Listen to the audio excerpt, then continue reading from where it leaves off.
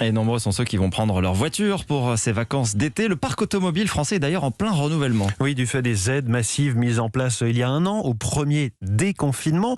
Depuis hier, certaines primes ont un peu baissé. Le bonus pour l'achat d'une voiture électrique est passé par exemple de 7 000 à 6 000 euros. Et on va faire le point avec vous, Aurélien Fleureau. Vous êtes le spécialiste transport d'Europe 1. Quel impact ont eu ces aides qui visaient notamment à faire baisser le nombre de diesel ? Alors la grande nouveauté depuis un an, c'est l'explosion des ventes de voitures hybrides rechargeables. À peine 3% des ventes lors du premier semestre 2020 et désormais près de 8%. Électrique et thermique, c'est le véhicule de transition.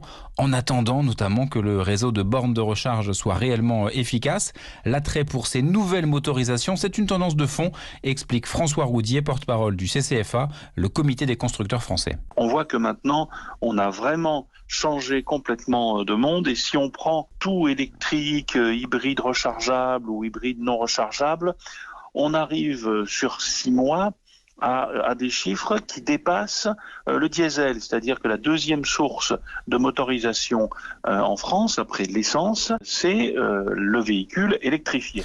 À noter tout de même un léger ralentissement ces derniers mois sur le 100% électrique. Les bonus ne font pas tout. Et puis la prime à la conversion, qui a très bien marché l'été dernier, a quasiment disparu des radars, souligne Lorraine Morard, analyste automobile au cabinet IHS Markit. Les Français avaient déjà pour la plupart remplacé les véhicules qui étaient éligibles et donc se sont un petit peu précipités quand ils ont vu ces nouveaux montants d'aide.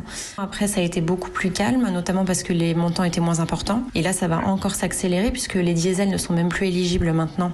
On ne pourra plus remplacer son ancienne voiture par un diesel. Enfin, un constat positif sur un an, le taux de CO2 émis par le parc automobile français est passé de 132 à 107 grammes en moyenne, un plus bas historique atteint au mois de juin. Dossier signé Aurélien Fleureau.